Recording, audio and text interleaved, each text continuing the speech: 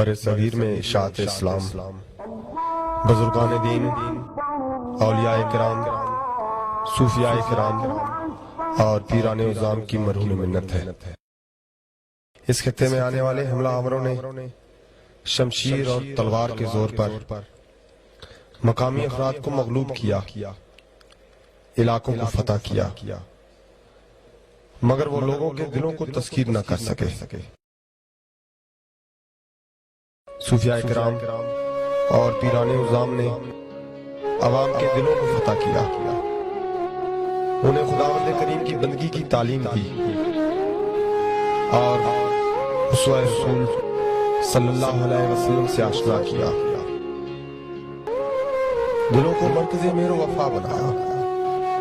بنیادی حب اور علائشوں سے پاک کر کے ان میں حب الہی اور حب رسول کے چراغ روشن کیے، لوگوں تک حق کو آگہی کا پیغام پہنچانے والی ان عظیم شخصیات میں سے ایک حضرت پیر رسول شاہ خاکی رحمت اللہ علیہ کی ہستی تھی۔ آپ کے آباء و اجداد کا تعلق عراق سے تھا، جو بر صغیر میں تبلیغ اسلام کے سلسلے میں تشریف لائے۔ حضرت پیر رسول شاہ خاکی رحمت اللہ علیہ سری نگر، مقبوضہ کشمیر، لاہور، راول پنڈی اور ڈھونڈا ضلع چکوال میں مختلف ادوار میں بسلسلہ تبلیغ سفر کرتے رہے اور بلاخر چکوال سے تلنگانہ جانے والی سڑک پر موضع مرید کے قریب مخدوم پور شریف میں ڈیرہ لگایا۔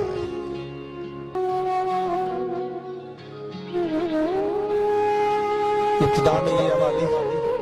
مٹوانا پنڈ کے نام سے مشہور تھی، مگر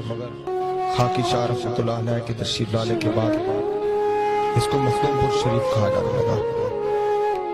مخدوم پور شریف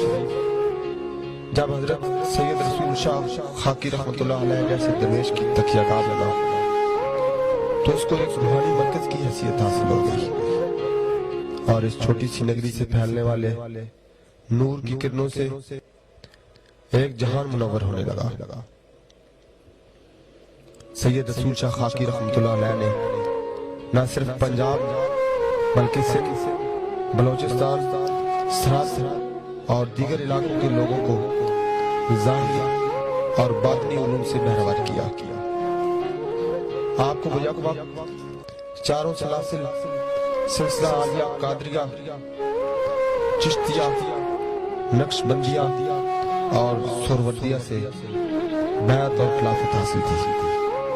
اور آپ کی عملی زندگی میں بھی ان چاروں سلسلوں کی جامعیت موجود تھی۔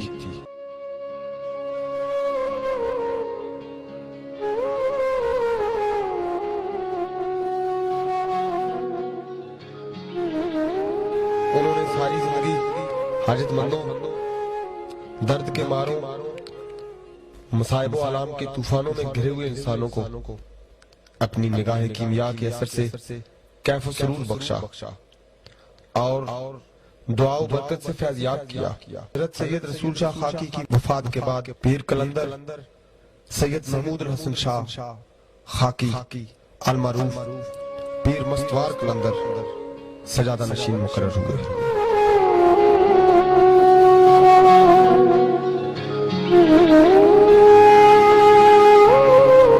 مخدوم پور شریف سے فی الوقت لاکھوں چشمگان فیضیاب اور سیراب ہو رہے ہیں۔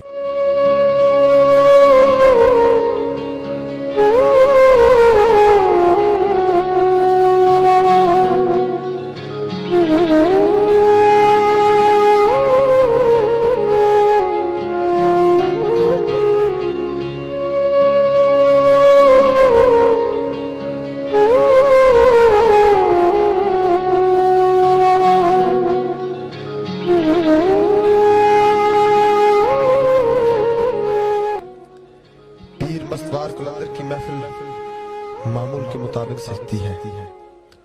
اور مرد و زن حاضری سے شرفیاب ہو کر دعا و برکت اور فیض حاصل کرتے ہیں۔